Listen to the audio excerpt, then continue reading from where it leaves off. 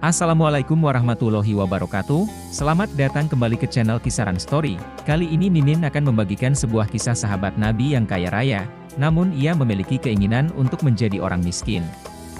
Oke, langsung saja. Jika saat ini kita sibuk mengumpulkan harta, jika saat ini pikiran kita disibukkan dengan memperbanyak keuntungan dari perniagaan. Mungkin kita belum mengenal dan mengetahui kisah salah satu sahabat yang berupaya keras agar dirinya jatuh miskin, sehingga ia tidak memiliki harta sepeser pun. Adalah Abdurrahman bin Auf, salah satu sahabat Nabi yang kaya raya dan gemar bersedekah. Ibunya bernama Syafi'ah, sedangkan ayahnya bernama Auf bin Abdul Harits bin Zahra. Jika kebanyakan orang senang mempunyai harta melimpah, namun berbeda dengan Abdurrahman bin Auf. Dengan harta yang dimilikinya, Abdurrahman bin Auf justru menangis karena khawatir dirinya akan memasuki surga paling terakhir. Suatu ketika Rasulullah Shallallahu Alaihi Wasallam berkata, Abdurrahman bin Auf akan masuk surga terakhir karena terlalu kaya, sehingga dihisapnya paling lama. Mendengar hal tersebut, Abdurrahman bin Auf pun berpikir keras, bagaimana caranya agar ia kembali menjadi miskin supaya dapat memasuki surga lebih awal. Dalam hadis sahih disebutkan bahwa Nabi pernah berdoa, "Ya Allah, hidupkanlah aku dalam keadaan miskin, dan matikanlah aku dalam keadaan miskin, dan kumpulkanlah aku, pada hari kiamat, dalam rombongan orang-orang miskin." Sejak itu, Abdurrahman bin Auf merenung dan berkata dalam hati, "Saya tidak mau berlama-lama saat yaumul hisab karena kekayaan yang saya miliki." Abdurrahman bin Auf mengangkat tangan lantas berdoa, "Ya Allah, jadikanlah hambamu ini orang yang miskin, agar kelak dapat selalu bersama Rasulullah." Abdurrahman kaya bukan karena pelit, ia sangat dermawan. Pria yang sebelum memeluk Islam bernama asli Abdul Kabah atau Abdul Amr ini pernah mengeluarkan 200 ukiah emas, atau satu ukiah setara 31,7475 gram, demi memenuhi kebutuhan logistik selama Perang Tabuk. Saat Nabi Muhammad menyeru kepada umat Islam untuk berinfak di jalan Allah, Abdurrahman pun tanpa pikir panjang langsung menyumbangkan separuh hartanya. Dia pun pernah memberikan santunan kepada veteran Perang Badar yang jumlahnya mencapai 100 orang, masing-masing mendapatkan santunan 400 dinar. Abdurrahman memang sangat pandai dalam berbisnis, semua kekayaannya pun merupakan hasil perdagangan. Begitu mendengar Rasulullah bersabda bahwa orang kaya akan lebih lama menjalani perhitungan amal dibanding orang yang miskin, membuat Abdurrahman gundah, dia bercita-cita ingin menjadi miskin.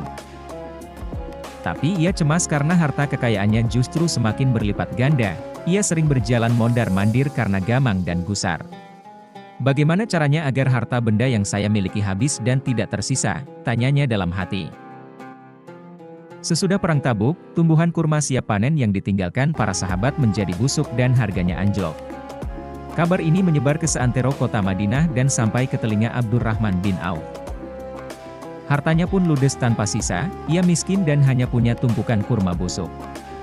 "Alhamdulillah, doaku dikabulkan oleh Allah Subhanahu wa Ta'ala," pikir Abdurrahman beryukur. Para sahabat Nabi juga bersyukur, kurma yang dikhawatirkan tidak laku tiba-tiba laku keras. Diborong semuanya oleh Abdurrahman bin Auf. Namun kemiskinan rupanya enggan berhinggap ke nasib Abdurrahman bin Auf. Sehari kemudian, datang utusan dari negeri Yaman ke kota Madinah.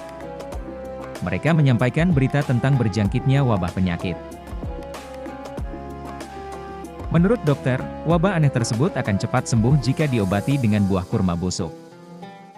Utusan ini menyebar pengumuman bahwa sedang mencari buah kurma busuk yang akan digunakan sebagai obat. Buah kurma busuk akan dibeli dengan harga 10 kali lipat dari harga buah kurma di pasaran.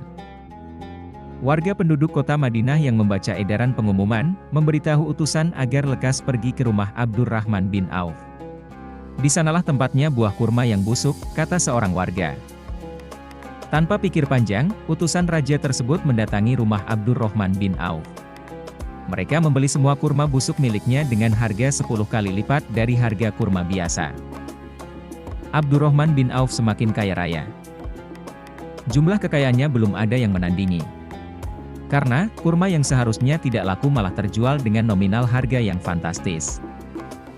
Ketika akan wafat, Abdurrahman menangis. Tangisannya bukan karena takut menghadapi kematian, melainkan karena ia wafat dalam keadaan kaya harta. Sesungguhnya, Mus'ab bin Umair lebih baik dariku. Ia meninggal di masa Rasulullah dan ia tidak memiliki apapun bahkan kafan sekalipun. Hamzah bin Abdul Muthalib juga lebih baik dariku. Kami tidak mendapatkan kafan untuknya. Sesungguhnya, aku takut bila aku menjadi seseorang yang dipercepat kebaikannya di kehidupan dunia. Aku takut ditahan dari sahabat-sahabatku karena banyak hartaku, tutur Abdurrahman.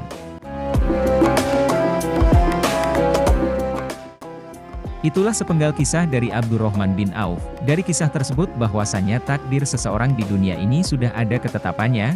Semoga kita selalu menjadikan teladan Nabi Muhammad SAW dan para sahabatnya dalam diri kita.